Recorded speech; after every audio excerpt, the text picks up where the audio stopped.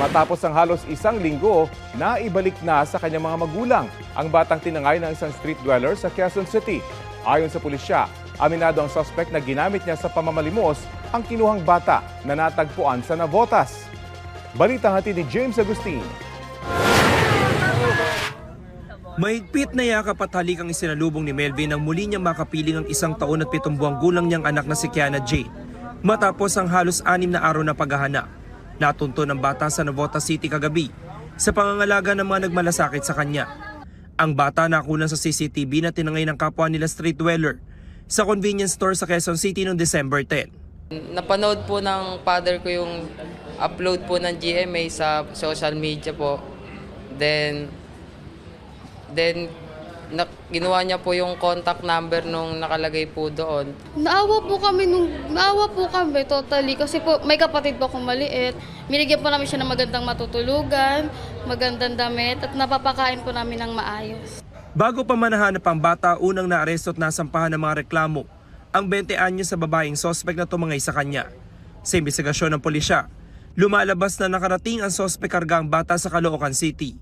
Ayon pa sa pulisya, umamin sa kanila ang sospek na ginamit niya raw sa panlilimos ang bata.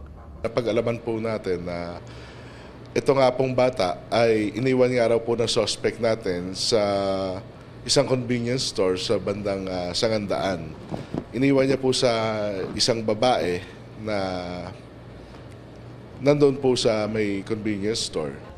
Nang tanungin ng sospek kung bakit niya tinangay ang bata, Naawa kasi ako sa kanya na eh. Lagi siyang papapalo sa nanay.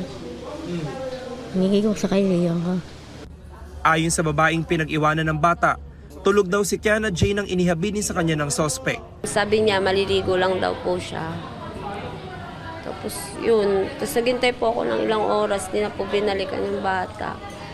Tapos may mga tao pong lumapit, sabi po na ay masakay dito. Kasi bawal nga, kasi nga hindi naman tambayan po yun. Inireport naman daw nila sa barangay na may iniwang bata sa lugar. Si Melvin at kanyang kinakasama, walang mapagsidla ng kasiyahan ngayong kasama na nila ulit si Kiana Jane. Sobrang saya ko kasi nakita po namin yung anak ko tapos ligtas po. Yun lang naman po yung pinagpapanalangin namin araw-araw, sir. Nagpapasalamat din sila sa lahat ng mga tumulong at nagmalasakit para mahanap ang kanilang nag-iisang anak. Napakalaking tulong po sa amin na naibalik sa amin ng ligtas yung ano ko kasi natanggal po lahat ng pagod, hirap tsaka mga pagtitiis namin sa paghahanap sa anak ko. Para hindi na maulit ang pangyayari, makikituloy na sila sa kanilang kaanak sa Caloocan City. May ipapangako ko lang sana ko, sir, na hindi na mauulit yung nangyari na to kasi napakabata niya pa po para maranasan po, sir.